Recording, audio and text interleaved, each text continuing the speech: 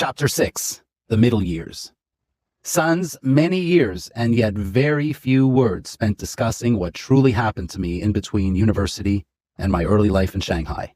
This chapter was once much longer, but there were simply too many loose ends. Loose ends that implicated old contacts. Loose ends that would allow others to find you. Best to cut most of it out and send it to your email accounts and to the associate for future review. Chapter 6, Subchapter 1, Post-University and Taiwan. Did I really know what I wanted to do with my life? No, not exactly.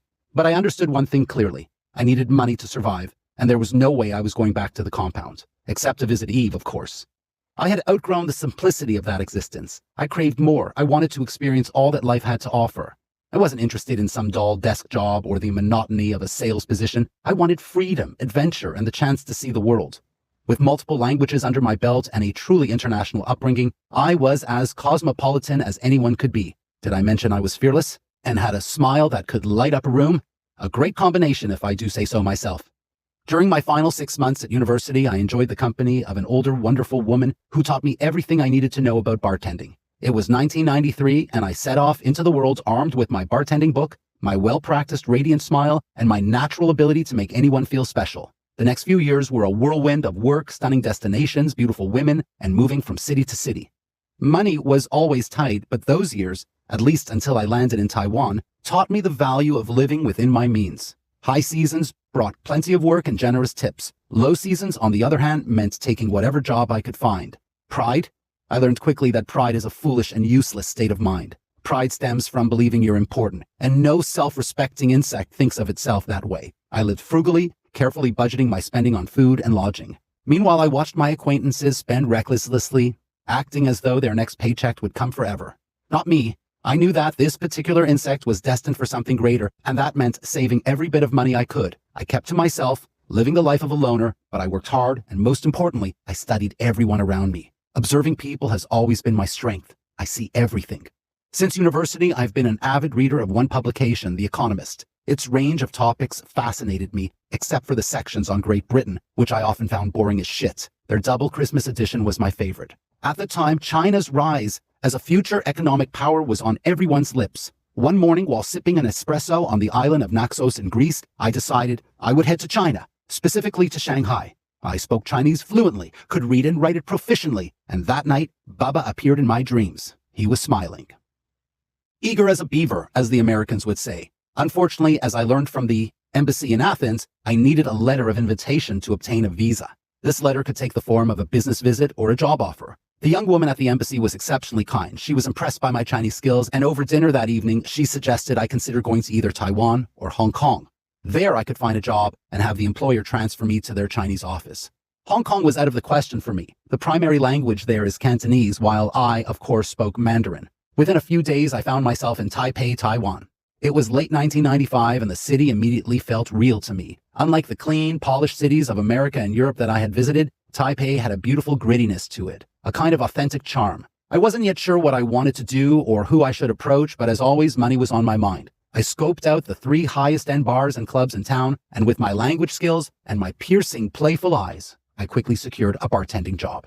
During the day, I pored over Chinese language newspapers, searching for inspiration, ideas, or that elusive eureka moment. The nights, however, were a different story, filled with long hours of work and a constant stream of attention from the local women who were stunned by my Chinese and boyish charm, and which somehow made up for my ongoing chubbiness.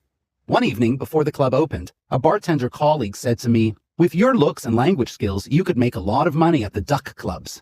Sons, a chicken, or ji, is a female prostitute. A duck, or yazi, or just ya, is a male prostitute. I was taken aback. I had no idea what he was suggesting. He must have seen the shock on my face because he quickly clarified. "No, it's not what you think. Continue being a bartender on the busy nights, but on the off nights, go to these clubs and work as a host."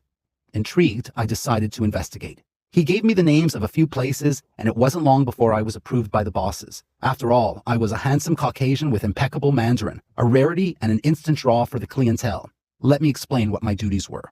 At these clubs, women would select a host or duck to sit with them. Often there would be more than one of us at a table. We would pour their drinks, flatter them with compliments, and create the illusion that we were their doting boyfriends. To the outside world, it might appear to be a very romantic experience. I could delve into the darker side of this industry. how hosts would pressure their girlfriends to visit more frequently, buy more extravagant gifts, and ultimately accrue debts to the club.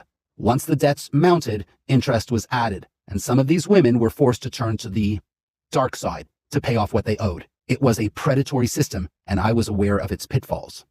For me, though, the money and tips were extraordinary. Many of these women insisted on seeing me outside the club, showering me with gifts and attention. Before long, I was living like a prince in the city, residing in a stunning penthouse apartment, one of many owned by my number one girlfriend. Watches, clothing, cash, travel, it was all mine. I could hardly believe my good fortune.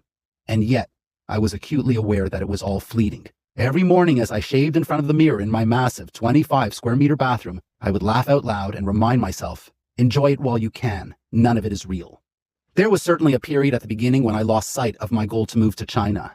I had gigs at various clubs around Taipei. The most exclusive ones were in Xinyi and Zhongshan. These were the downtown and upscale shopping districts. Where there is wealth, there is always sleaze. However, when Baba came to me in a dream, I knew it was time to take my life more seriously. As always, I turned to the mirror for personal reflection. My discussions with Baba during these introspective moments helped bring clarity to my thoughts and made the logic of my next steps flow effortlessly. It didn't take long for me to discover which industry best suited my skills. Public relations and marketing for luxury brands. I approached the 5 largest firms in Taiwan, confidently making it clear that my ultimate goal was to transition to China. 2 immediate job offers came in, and I embarked on my new career. I worked relentlessly, excelling in my role. By day, I was a salaried professional. By night, I continued as a duck. It was an exhilarating and fast-paced period of my life. Just over 2 years after setting foot in Taiwan, I landed in Shanghai.